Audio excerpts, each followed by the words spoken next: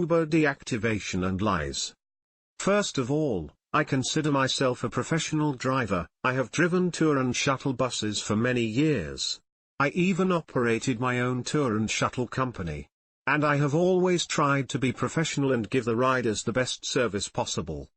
When I started to drive for Uber and Lyft about 4 years ago, I began to notice of my riders, women were the #1 group of complainers. That's even true today. To protect myself, I even installed a dashcam after being threatened and hit by a female passenger. I made the decision to never allow female passengers that were by themselves to sit in the front passenger seat. When a female passenger opens the front door, I always tell them they need to sit in the back. I never wanted to be accused of anything by a female passenger.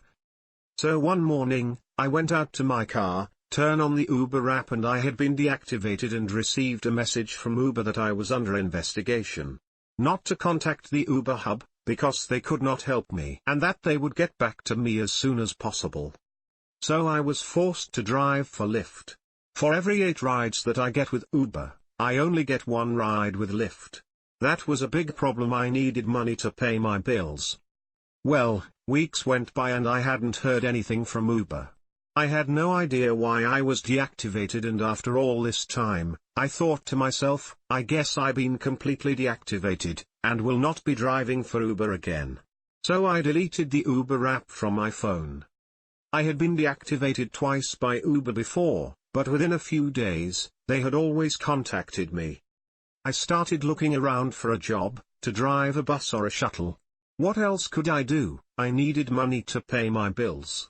And then what do you know, I get a call from an Uber investigator. First, the investigator told me the conversation would be recorded. I said no problem, I will be recording it too.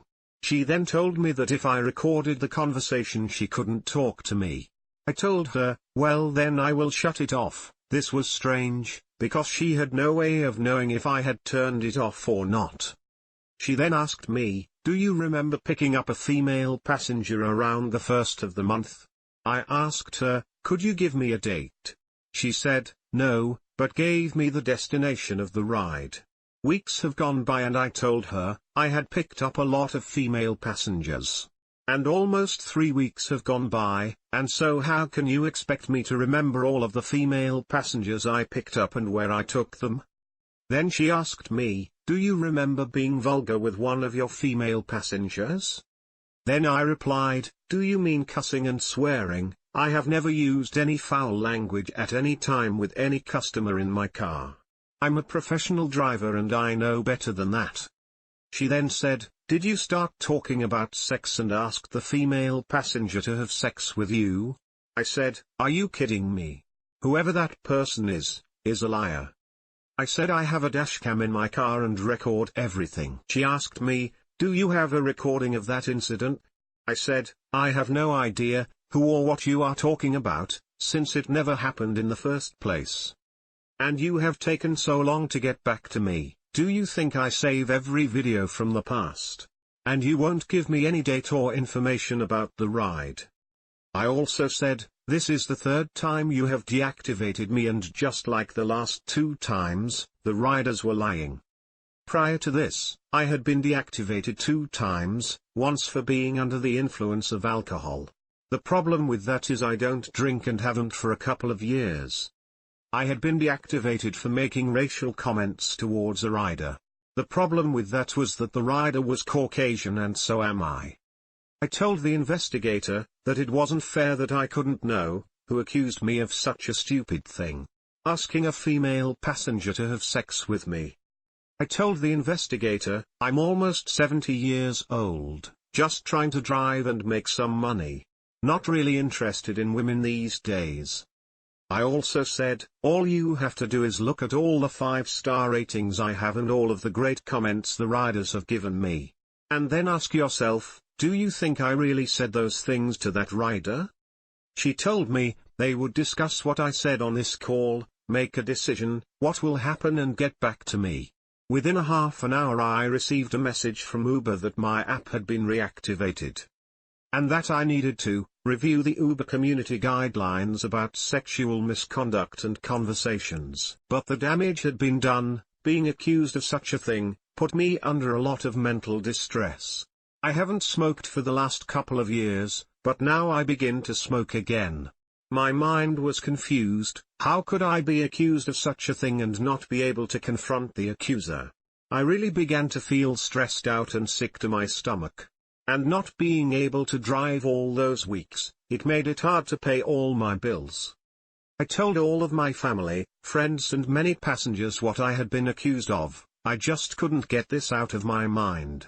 And now I have to drive under distress, knowing that I had already been deactivated 3 times because of lying passengers, and the next lie by a rider could get me deactivated by Uber forever. 1-star ratings and false allegations against Uber drivers happens all the time. By lying and thoughtless riders. And this could happen to you at any time. So if you're driving without a dash cam, you're making a big mistake. So I'm suggesting to you, if you have a bad feeling about a customer or a ride, save that video and report it to Uber immediately. Remember, that Uber keeps all allegations towards you, whether true or not, on file and will use them against you in the future, especially when they want to deactivate you. We have been seeing lately a lot of news reports about sexual misconduct or harassment by Uber drivers. When are we going to start to see some news about all the false sexual allegations or accusations made against the Uber drivers?